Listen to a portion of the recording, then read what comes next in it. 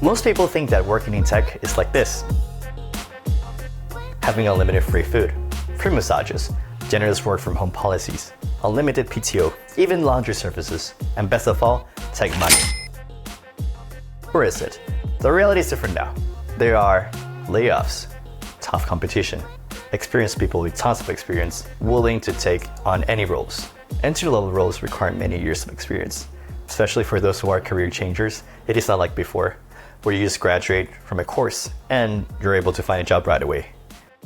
Hi, I'm Robert. I'm a part-time product manager breaking into my first full-time product role. Today, I'm going to show you a day in my life as a part-time product manager, building experience while balancing my time looking for jobs. Also, what kind of framework I use to keep myself motivated and productive, despite sometimes having a lack of motivation, the rejections, and the inevitable challenges that come from this current tough job market. Like many PMs out there, I personally don't come from a traditional background. I tried different things out and ended up realizing that product management is something fun to do. The job involves solving problems and no 2 days are the same. But of course, coming from this non-traditional background, it comes with challenges as well.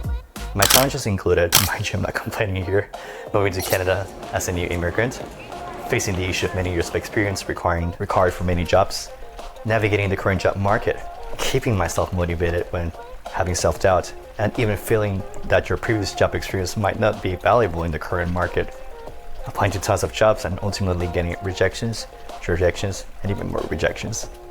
Honestly, sometimes when I'm applying to jobs, tons of jobs on any of the job board, I feel that there are diminishing returns and it is not really guaranteed, and I do really get frustrated from time to time. Updating my resume too many times and also realizing that there is no perfect resume. Think about disappointment. And definitely telling my resume for each job post is really tiring. Getting referred also, but in the end getting rejected. Despite all these challenges, the only way is to stay positive, be proactive, and do what is within our control. So that brings me to the next point, which is to show which things I'm currently working on that help me stay focused, be productive, by finding ways to keep building experience. Of course, the following schedule breakdown of the things that I do is not necessarily done in one single day, but spread out throughout the week. Currently, I'm working part-time at TechFleet as a product strategy lead, or a fancy way of saying product manager lead. For those who don't know, TechFleet is a non-profit organization where Korean teachers can build up experience by volunteering and working on open source projects that are related to social impact all the way to blockchain. I'm actively working on phase 1 of an open source language. It's a learning app with the main focus on helping support the future of the Taino language, which is actually an indigenous language spoken by the people of the Caribbean. Normally at TechFleet, there are 5 phases. I'm currently in phase 1. And each one of them brings a set of unique challenges and new things to learn. I break down some of my activities into the following as a product lead. I typically lead weekly team meetings, retros, stand-ups to ensure meetings are successful. This includes defining and prioritizing weekly tasks and sprint goals throughout the project. We also actually have weekly meetings with our client to show our progress and make adjustments based on their feedback. I also had the opportunity to work on managing the roadmap for phase 1. A roadmap is a plan of action that aligns the organization around short and long-term goals for the product, in this case, for the language app. I create user stories and acceptance criteria for the tasks done in project, making sure that they're aligned across stakeholders, and user stories are a way to describe the desired functionality of the product. And one of the things that I enjoy the most, I get to mentor other apprentices as the lead. And definitely one of the fun things is to explore the product vision with the client and work with UX team to form objectives each week.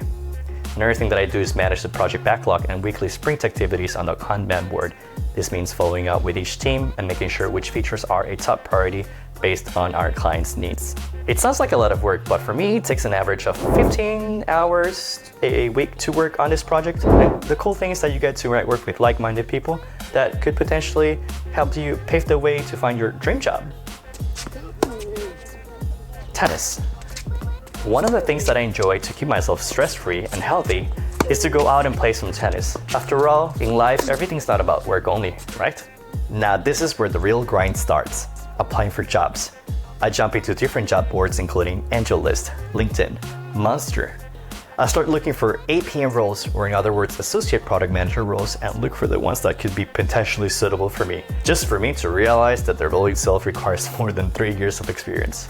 I also changed my CV, and by the way, I learned that there is no perfect format like I just mentioned before. I got to talk with tons of people from the product field, and most of them had a different approach on how to format your CV. I tried using Easy Apply, and to take things even further and increase my chances of getting my resume noticed, I just go ahead and spam everybody. Hiring managers, HR, and people that are from that product management department, or product team basically. I also use another extension called Palo.io, which is a lead generation database that helps you find the contact information when you use LinkedIn. By the way, by spamming, I'm actually joking, but actually I do try hard. Also, we can't forget about networking. Ideally, I try to go out to local networking events once a week, at least, or every 2 weeks. I personally use Eventbrite and try to look for tech-related events over there. Sometimes it can be overwhelming, but it's still always beneficial to meet up with others in the end. One of the things that's really helpful is mentorship. This is the best way for me to reassess if my strategy is good, when it comes to looking for jobs. I try to look for seasoned experts, ADP lists in this case, within my field or even from the local area, because they're more familiar with the market situation. And maybe sometimes they can give you more useful tips on how to land an interview. On the side, I also work on this YouTube channel. I wanted to also share my journey with others and share the resources that I've come across as useful. This is really not really easy to be consistent, but definitely, it's never late to start, and I'll really love to help others out there. Obviously, in the end, don't stress.